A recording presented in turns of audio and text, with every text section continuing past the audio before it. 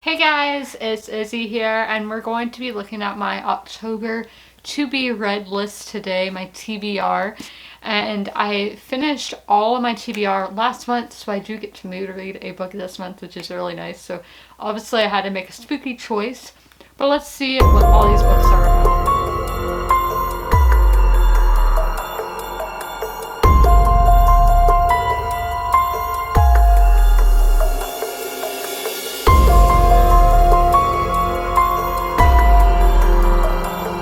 The first book on the list is the book that I get to mood read, and that is My Best Friend's Exorcism by Grady Hendrix.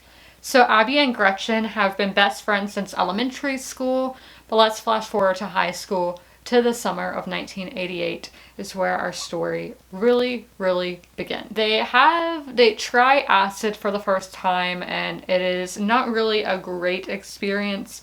And just after that, things get really strange for Gretchen. She feels like she's being touched by something or someone.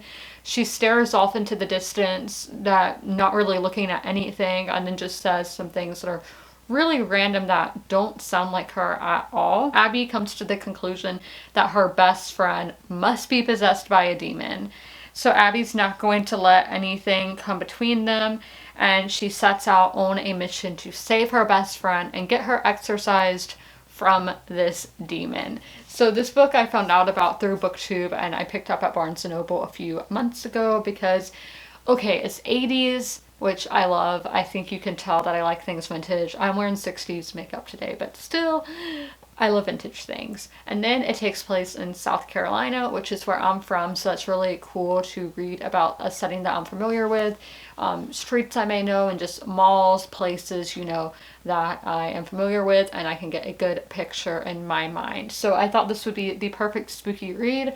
I'm currently a little over a quarter of the way into it. I'm on page 111, and this week I am doing reading sprints for this live on my YouTube channel at 6 p.m. Eastern Standard Time every weekday, and I will also be doing those for our next book. So our next book is a sequel. It is a science fiction, and that is Waking Gods by Sylvia Nouvelle. So this is book 2 of the Themis Files, so I'm not going to go into what this book exactly is about, but I'm going to give a synopsis of the first book because I don't want to spoil you guys. So a young girl in a small town in South Dakota is riding her bike one day and falls into a giant hole. When the firefighters find her, she's in the palm of a giant metal hand. We flash forward 17 years later when more of these body parts are being discovered all over the world. They're ancient artifacts just all over the world, and there's still a lot of questions remaining. Who made them? What are they for? How old are they? All those kind of questions that when artifacts are discovered. That young girl we met earlier, Rose, she's now a physicist and has the backing of the military and the American government behind her to get to the root cause of this mystery, to find out what these artifacts are, to answer all those questions stated earlier. So if you are a fan of like ancient conspiracy theories of ancient civilizations, which is something that I love to read about, just ancient history in general, and if you are a fan of Graham Hancock, I think these books go very well with his theories of our past as humans and society as a whole, aliens and all of that. So I think you will enjoy this series, and this book is a mixed media format. It is not in prose, it is in a file format. I've heard the audiobook is the way to go for this series, but the first book I read physically and gave a 4 stars, so I might have given it a 5 star if I did the audiobook, but since I read the first book physically, I'm going to be doing the same for the second book as well. So our next book is going to be a reread for me, and that is Great Expectations by Charles Dickens. This is our classic for the month. It is quite hefty, but let's get into what this hefty book is about. Pip is an orphan. He's living with his sister, his sister is terrible to him, but they live with the town blacksmith and his wife. So the town blacksmith is really good to the children, and he really cares for them, and Pip wants to be his apprentice one day and follow in his footsteps. So on Christmas Eve, Pip goes to visit the graves of his dead parents, and on that journey, not really a journey, but you know what I mean, on that trip, he runs into a convict who scares him so bad into stealing food and then something to unshackle him from his chains. So then Pip does all that because he gets so scared, and his sister's so angry and beats him and everything because he did that. He broke the law. And then, like, a little while later, they see soldiers coming to get the convicts. So Pip is terrified that the convict's going to tell on him and get him sent to Australia or wherever, Tasmania. And so, but the convict saves Pip and takes the blame for everything because he was the one to force Pip into doing all this. Pip's life changes forever after that because Miss Havisham, who is a very iconic character, I can see her in my head, she wants a friend for her ward, Estella. So Pip is the one who she invites. Estella is terrible to Pip. She constantly belittles him, but he can't help falling in love with her. So as he grows into an adult, he wants to be the perfect gentleman. He educates himself and all, just trying to win the affections of Estella. Now we have our contemporary of the month. Oh, and I will be doing the audiobook for Great Expectations because it is over 500 pages, and when books are over 500 pages, I do the audiobook for them. But okay, moving on to our contemporary of the month, and that is Little Fires Everywhere by Celeste Ning. Shaker Heights, Ohio is the perfect American dream plain suburb of Cleveland, Ohio. The houses are styled perfectly. The roads are in a perfect layout. The people just seem like your perfect American family. Then we have Mia coming into the town. And she's not the example of the perfect American dream as we're supposed to know it. She is a single mother. She's an artist, and she does not care at all about the status quo. She walks to the beat of her own drum. She just does not care what people think about her. So this instantly draws the attention of the neighbors' children, the Richardsons. The children are just really drawn to Mia and her daughter because she's not like anything they've ever seen before. She's completely different from their mother, Elena.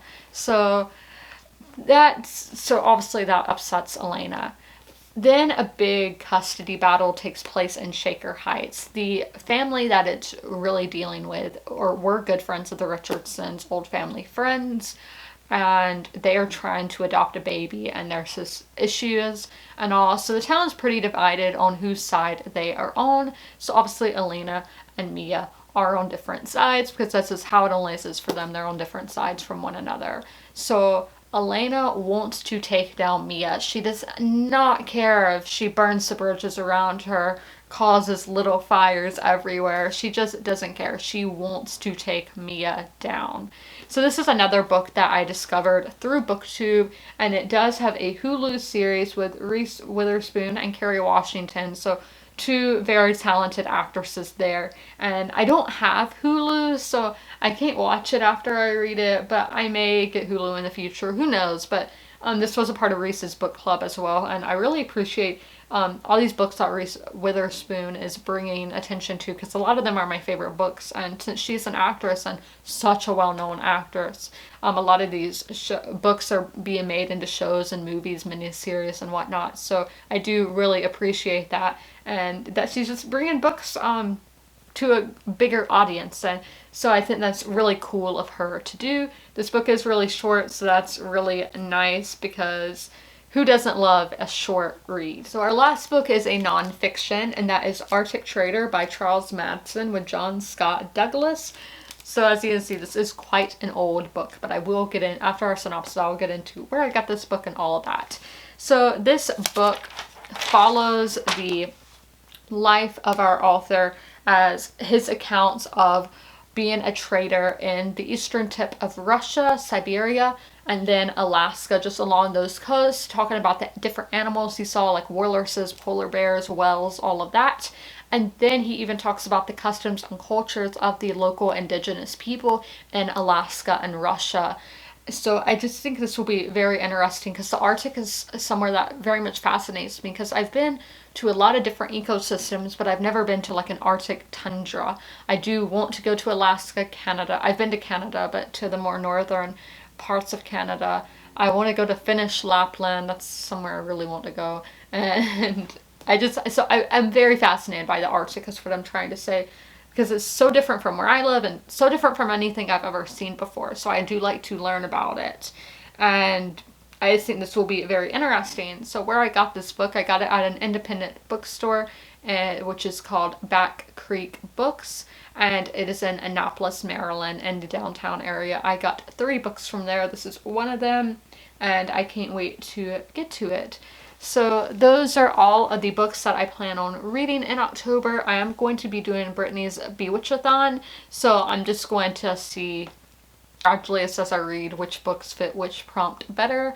But I will be doing that readathon, and I'm very excited because I haven't done a readathon all year, so I think it should be fun to finally do one in the 10th month of the year. So if there are readathons happening in November, tell me now so I can do them later. But I am doing Vlogtober, so you will be getting updates on literally all of these books, like live talking updates, not just Goodreads. So be sure to ring that notification bell so you can see all of my thoughts on these books as I'm reading them, and then I will have a wrap up at the end of the month.